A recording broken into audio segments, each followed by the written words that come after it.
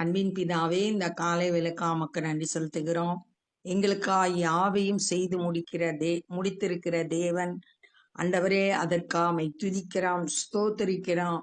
வேதத்தின் மகத்துவத்தை நாங்கள் அறிந்து கொள்ளும்படி எங்களுக்கு பிரகாசமான மனக்கண்களை தந்தருளும். ஆண்டவரே, உம்மை துதிக்கிறோம், ஸ்தோத்தரிக்கிறோம், நன்றி செலுத்துகிறோம். ஆண்டவரே, உம்மை துதிக்கிறோம், ஸ்தோத்தரிக்கிறோம். இந்த நாளின் வேத தியானத்தை எங்களுக்கு ஆசீர்வதித்தாங்க. நீங்க எங்க கூட பேசுங்க. நேசிக்கிற இயேசு கிறிஸ்துவின் இனிய நாமத்தில் கேட்கிறோம் பிதாவே, ஆமென். லூக்கா 18வது அதிகாரம் 28வது வசனம். அப்பொழுது பேதுரு அவரை நோக்கி, இதோ நாங்கள் எல்லாவற்றையும் விற்று உம்மை பின்பற்றினோமே என்றான். முந்தின பகுதியில ஒரு தலைவன் நித்திய ஜீவனை பெற்றுக்கொள்ள என்ன செய்யணும்னு கேட்ட உடனே ஆண்டவர் அவன்கிட்ட சொல்றாரு,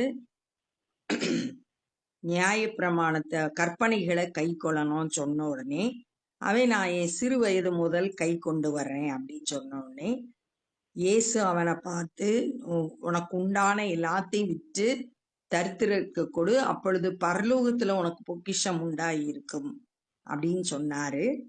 ஆனா அவன் பெரிய பணக்காரனா இருந்ததுனால, அவனோட நம்பிக்கையெல்லாம் தன்னுடைய பணத்தின் மேல இருந்ததுனால, கர்த்தரை விசுவாசிக்கிறதுனால அவனால அந்த சத்தத்துக்கு கீழ்ப்படிய முடியல.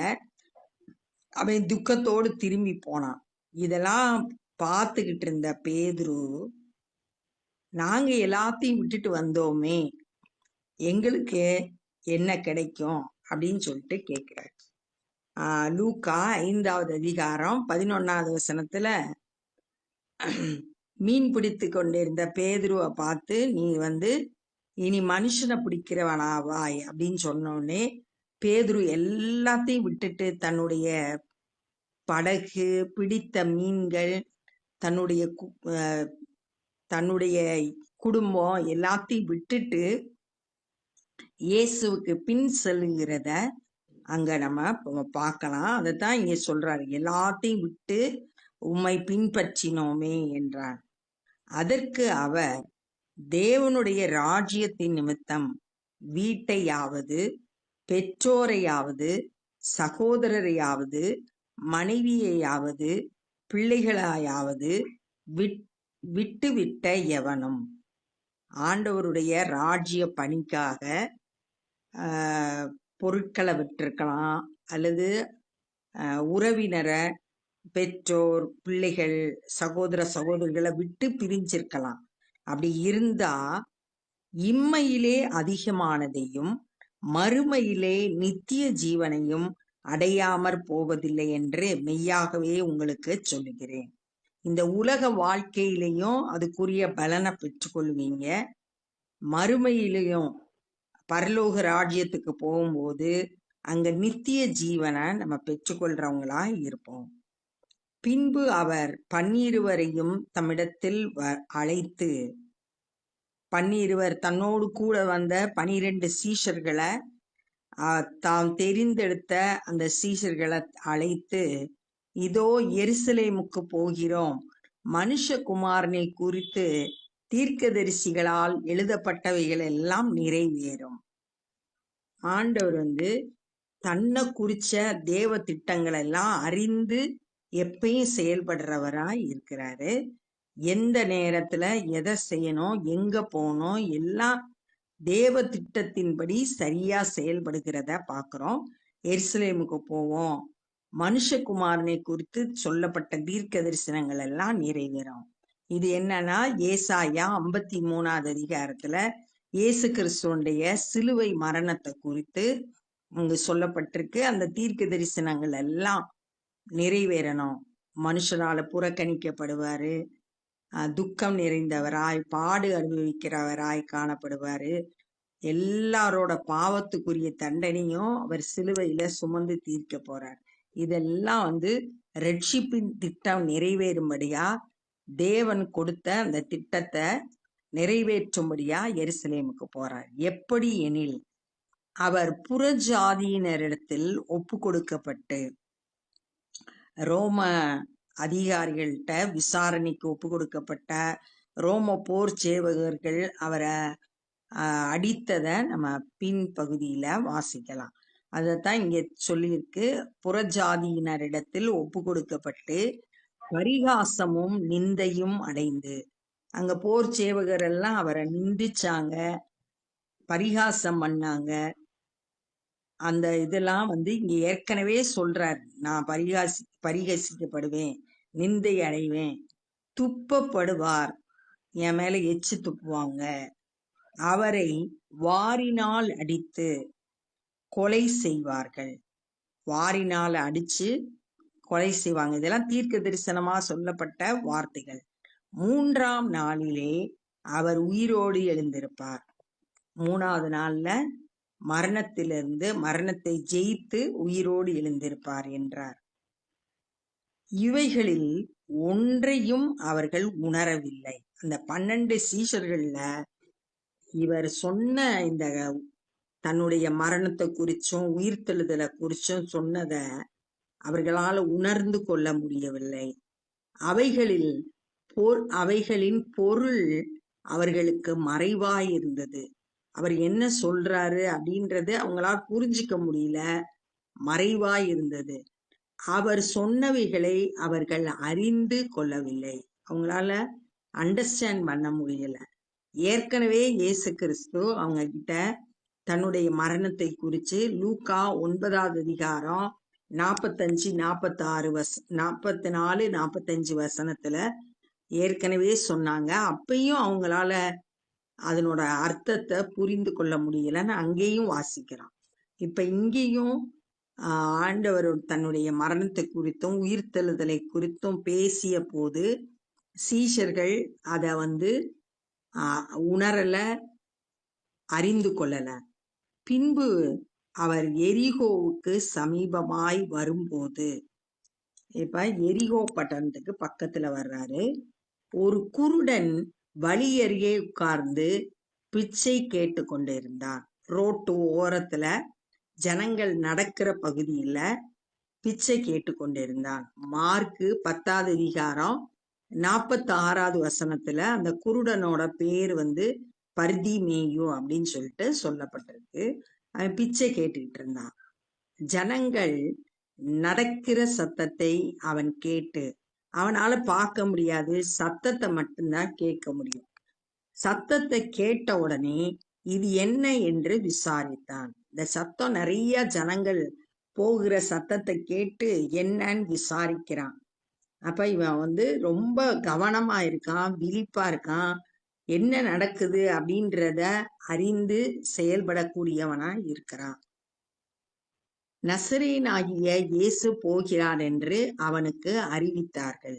சுத்தி இருந்த ஜனங்கள் சொல்றாங்க, இயேசு போகிறார் அப்படின்றத அவனுக்கு சொல்றாங்க. அப்பொழுது அவன், இயேசுவே தாவீதின் குமாரனே எனக்கு இரங்கும் என்று கூப்பிட்டான். உடனே சொல்றான், இயேசுவே தாவீதின் குமாரனே எனக்கு இரங்கும். அப்ப ஏற்கனவே அவன் இயேசு கிறிஸ்துவை குறித்து கேள்விப்பட்டிருக்கான். அது அவனுக்குள்ள விசுவாசத்தை கொடுத்திருந்துச்சு. இப்ப விசுவாசத்தோடு இயேசு எனக்கு உதவி செய்யணும், எனக்கு இரங்கும், அவர் மேசியான்றத அறிந்து இவன் கூப்பிடுறான். கூப்பிட்டு எனக்கு இரங்கும் என்று கூப்பிட்டான். முன் நடப்பவர்கள் அவன் பேசாமல் இருக்கும்படி அவனை அதட்டினார்கள். முன்னாடி நடந்து போயிட்டு இருக்க ஜனங்கள், இயேசு கிறிஸ்துவுக்கு முன்னாடி போயிட்டு இருக்க ஜனங்கள்லாம், சத்தம் போடாத அப்படின்னு சொல்லிட்டு அதட்டுறாங்க. அவனும் தாவீதின் குமாரனே எனக்கு இரங்கும் என்று மிகவும் அதிகமாய் கூப்பிட்டான். மற்றவங்க இவனை கண்ட்ரோல் பண்ணாலும் இவன் நான் எப்படினாலும் இயேசுவினிடத்துல இருந்து கண் பார்வையை பெற்றுக்கொள்ளணும்ன்றதுல உறுதியா இருந்தான். மற்றவங்களால இவனை தடை செய்ய முடியல. இவன் அந்த தடையெல்லாம் மேற்கொண்டு ஆண்டவர் இன்னும் அதிகமா கூப்பிடுறான். ஒரு சில நேரங்கள்ல மற்றவங்க நம்ம இயேசுவை தேடுறத தடை பண்ணா கூட நம்ம அதை மேற்கொண்டு இயேசுவை கூப்பிடுறவங்களா நம்ம இருக்கணும். தடைகளை தாண்டி செல்லணும். இயேசு நின்று அவனை தம்மிடத்தில் கொண்டு வரும்படி சொன்னான். என்கிட்ட கொண்டு வாங்க அப்படின்னு சொல்லிட்டு சொல்றான். ஏன்னா இவன் கூப்பிடுறான். கூப்பிடுகிற உண்மையாய் தம்மை நோக்கி கூப்பிடுகிற யாவருக்கும் இயேசு சமீபமாய் இருக்கிறார். அவர் நோக்கி கூப்பிட்டா அவர் பதில் கொடுப்பார். கட்டாயம் பதில் கொடுப்பார். உடனே அவர் நின்று அவனை தாங்கிட்ட கொண்டு வர சொல்றார். அவன் கிட்ட வந்தபோது அவர் அவனை நோக்கி, நான் உனக்கு என்ன செய்ய வேண்டும் என்றிருக்கிறாய் என்று கேட்டார். அவன்கிட்ட கேட்கிறார், உனக்கு என்ன வேணும், நான் என்ன செய்யணும் அப்படின்னு கேட்கிறார். அவருக்கு தெரியும் இவன் பார்வையற்றவன்றது தெரியும். ஆனாலும் கேட்கிறார், நான் உனக்கு என்ன செய்ய வேண்டும் என்று இருக்கிறாய் அப்படின்னு சொல்லிட்டு கேட்கிறார். இவன் எதற்காக தன்னை தேடுகிறான் அப்படின்ற, தன்னை நோக்கி கூப்பிடுகிறான்றத அறிந்து கொள்ளும்படியா இயேசு அவன்கிட்ட சொல்றார். நம்மளும் கூட நம்மளோட தேவைகளை என்ன அப்படின்றத ஆண்டவர்கிட்ட சொல்லணும். அதற்கு அவன், ஆண்டவரே, நான் பார்வை அடைய வேண்டும் என்றான். அவன் வேற எதையுமே கேட்கல. ஒருவேளை பிச்சை கேட்டிருக்கலாம், வேற காரியங்களை கேட்டிருக்கலாம். ஆனா இவன் எனக்கு கண் பார்வை வேண்டும் என்று தன்னுடைய முக்கியமான தேவைய அறிந்து அவன் அதையே கேட்கிறான். இயேசு அவனை நோக்கி, நீ பார்வை அடைவாயாக, உன் விசுவாசம் உன்னை ரட்சித்தது என்றார். உடனே கேட்டதுக்கு ஆண்டவர் பதில் கொடுக்கிறாரு. பார்வை அடைவாயாக அப்படின்னு சொல்றாரு. உன் விசுவாசம் உன்னை ரட்சித்தது. இந்த கண் பார்வை திரும்ப கிடைத்தது உன்னுடைய விசுவாசத்தினால. அவன் இயேசுவை விசுவாசித்தான்.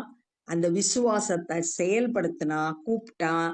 தடையில் வந்தாலும் அதை தாண்டி ஆண்டவரை நோக்கி கூப்பிடுறதுல உறுதியாயிருந்தான். அதனால அவனுக்கு அந்த கண் பார்வை கிடைத்தது.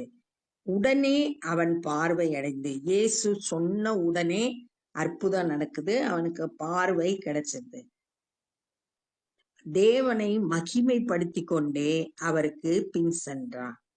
பார்வை அடைந்த அவன் உடனே ஆண்டவருக்கு நன்றி சொல்லி, ஆண்டவரை துதிச்சு மகிமைப்படுத்தி அவருக்கு பின் சென்றான். அவருக்கு பின்னாடி செல்கிறவனாய் இருந்தான். ஜனங்கள் எல்லாரும் அதை கண்டு தேவனை புகழ்ந்தார்கள். சுத்திரு இதெல்லாம் பார்த்து கொண்டிருந்த ஜனங்கள் அற்புதத்தை பார்த்த உடனே தேவனை புகழ்ந்தார்கள்.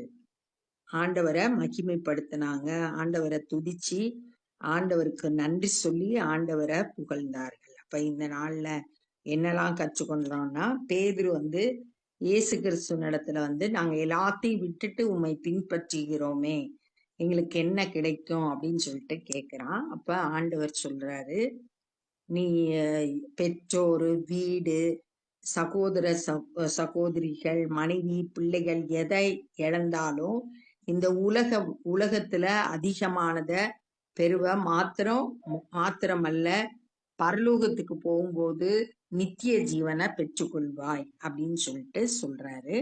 12 சீஷர்களையும் அழைத்து தன்னுடைய மரணத்தை குறித்தும் உயிர்த்தெழுதலை குறித்தும் அவங்க கூட பேசினாரு. ஆனா அவங்களால அதை புரிந்து கொள்ள முடியல, அவங்களால உணர்ந்து கொள்ள முடியல, அறியாதவர்களா இருந்தாங்க.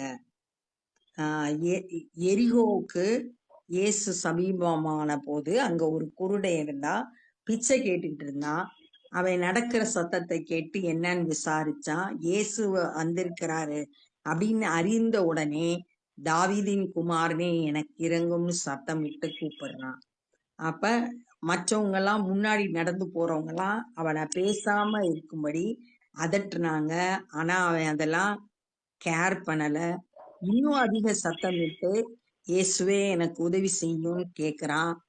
அப்ப ஆண்டவர் நின்று அவனை தன்னிடத்துல கூப்பிட்டு கேக்குறாரு, நான் உனக்கு என்ன செய்யணும் அப்படின்னு கேட்டவுடனே, நான் பார்வை அடைய வேண்டும் அப்படின்னு சொல்றான். உடனே நீ பார்வை அடைவாக, உன் விசுவாசம் உன்னை ரட்சித்தது. நம்மளும் கூட நம்மளோட தேவைகளுக்காக, நம்மளோட பிரச்சனைகளுக்காக விசுவாசத்தோடு இயேசுவை நோக்கி கூப்பிட்டோம்னா இயேசு நமக்கும் அற்புதம் செய்வார், நம்ம தேவைகளை சந்திப்பார், அற்புதத்தை செய்து நம்மளை மகிழ்விக்கிற தேவனாய் இருக்கிறார். விசுவாசத்தோடு அவரை நோக்கி கூப்பிட்டோம்னா நம்ம தேவைகள் சந்திக்கப்படும். அவன் உடனே பார்வை அடைந்து தேவனை மகிமைப்படுத்தினா சுத்தி இருக்கிற ஜனங்கள் இதெல்லாம் பார்த்து தேவனை புகழ்ந்தார்கள் அப்படின்றத இந்த நாள்ல நம்ம தியானிச்சோம். இப்ப நம்ம ஜெபம் பண்ண போறோம். அன்பின் பிதாவே, இந்த நாள்ல நாங்க கற்றுக்கொண்ட அந்த வேத பகுதிக்காய் நன்றி செலுத்துகிறோம். ஆண்டவரே துதிக்கிறோம். இன்றைக்கும் நீர் ஜீவனோடு இருக்கிறீர், அற்புதங்களை செய்கிறீர். உம்மை நோக்கி கூப்பிடும் போது நீர் எங்களுக்கு உதவி செய்கிறீர். நாங்களும் ஆண்டவரே விசுவாசித்து உம்மிடத்திலிருந்து அற்புதங்களை பெற்றுக்கொள்ள எங்களுக்கு உதவி செய்யுங்க. ஆண்டவரே, என்ன தடை வந்தாலும் அதெல்லாம் தாண்டி உம்மை நேசிக்க, உம்மை சேவிக்க, உம்மை பிரியப்படுத்த எங்களை இந்த காலை வேளையில அர்ப்பணிக்கிறோம். இந்த நாள்ல சுவிசேஷ பணியை செய்கிற ஒவ்வொருவரையும் பலப்படுத்துங்க, கிருபைகளை தாங்க, வழி நடத்துங்க, பயன்படுத்துங்க. அநேகர் சத்தியத்தை அறிந்து கொள்ள கிருபை செய்யுங்க. நாங்களும் உம்முடைய ராஜ்ய பணியிலே எங்களால் இயன்றதை செய்ய கிருபை தாரும். எல்லா துதி கன மகிமையும் உமக்கே செலுத்துகிறோம். நேசிக்கிற இயேசு கிறிஸ்துவின் இனிய நாமத்தில் கேட்கிறோம் பிதாவே, ஆமேன். என் ஆத்துமாவே கர்த்தரை ஸ்தோத்திரி, என் முழு உலமே பரிசுத்த நாமத்தை ஸ்தோத்திரி. என் ஆத்துமாவே கர்த்தரை ஸ்தோத்திரி, கர்த்தர் செய்த சகல உபகாரங்களை மறவாதே. ஆமேன். God bless you.